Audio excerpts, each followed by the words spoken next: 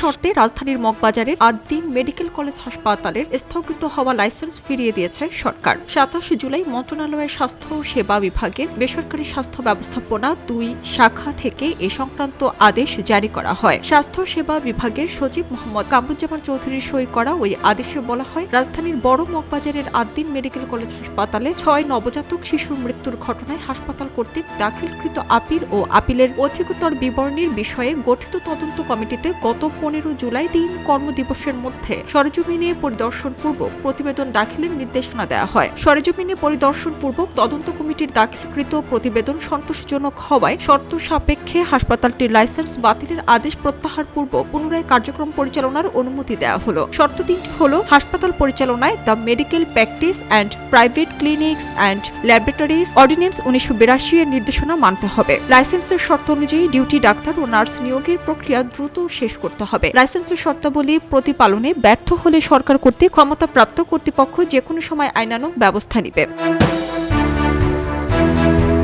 গত 27 মে রাজধানীর মগবাজারের আদ্দিন হাসপাতালে 6 নবজাতকের মৃত্যু হয়। ওই ঘটনায় হাসপাতাল কর্তৃপক্ষের শোকজের জবাব সন্তোষজনক না হওয়ায় গত 11 জুন আদ্দিন হাসপাতালের লাইসেন্স বাতিল করা হয়। ওই দিন বিকেলে এক সংবাদ সম্মেলনে লাইসেন্স বাতিলের সিদ্ধান্তের কথা জানিয়েছিলেন স্বাস্থ্য অধিদপ্তরের মহাপরিচালক অধ্যাপক ডক্টর প্রভাত চন্দ্র বিশ্বাস। তদন্ত প্রতিবেদন পর্যালোচনার পর সেই সিদ্ধান্ত থেকে সরে এসে হাসপাতালটির লাইসেন্স পুনর্বহাল করা হলো।